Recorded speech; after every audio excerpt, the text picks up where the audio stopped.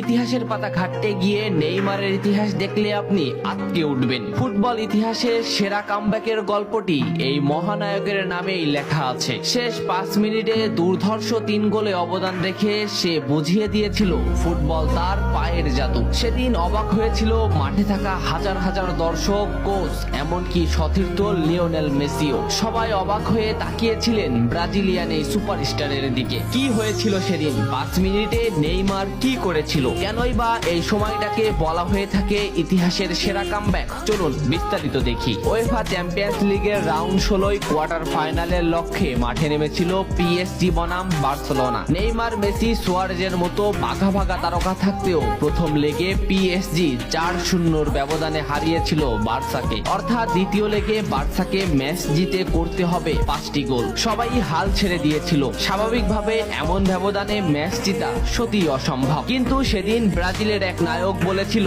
এটা সম্ভব, আমরা এটা করে দেখাবো। যেভাবেই হোক না কেন আমরা দলকে ম্যাচ জেতাতে চাই। 2017 সালের 8 মার্চ অনুষ্ঠিত হয় এই ম্যাচের দ্বিতীয় লেগ। ম্যাচের শুরু থেকে ক্ষিপ্ততা আর দক্ষতা দেখাতে শুরু করেন নেইমার। এই ম্যাচে যেন আবির্ভাব হয় কোনো এক নতুন নেইমারের। এই নেইমারকে তো কেউ চেনে না। ম্যাচের 3 মিনিটেই লুইস সুয়ারেজ পেয়ে যায় প্রথম গোলের দেখা। এরপর নেইমারের ক্ষিপ্ততায় একের পর এক আক্রমণ সাজাতে থাকে বার্সা। এদিন যেন নেইমারকে কোনোভাবেই আটকাতে পারছিল না পিএসজি। নেইমারকে আটকাতে একের পর এক ফাউলই বেছে নিয়েছিল তারা। ম্যাচের 40 মিনিটে লেভিনের আত্মঘাতিক গোলে বার্সা পায় দ্বিতীয় গোলের দেখা। ম্যাচের 50 মিনিটে ক্ষিপ্ত থাকা নেইমারকে ডি বক্সের ভিতর ফাউল করে ফেলে দেওয়া হয়। এতে বার্সা পেয়ে যায় পেনাল্টিতে গোল করে দলকে এগিয়ে নেন লিওনেল মেসি। তবে যেমনটা ভাবছিলেন এই ম্যাচের গল্প ফুটবল বিধাতা তেমন ভাবে লেখেননি। 62 মিনিটে বার্সার কফিনে শেষ প্যারাটা পুড়ে দেন এডিনসন কাভানি। এতেই স্তব্ধ হয়ে যায় ক্যাম্প নু।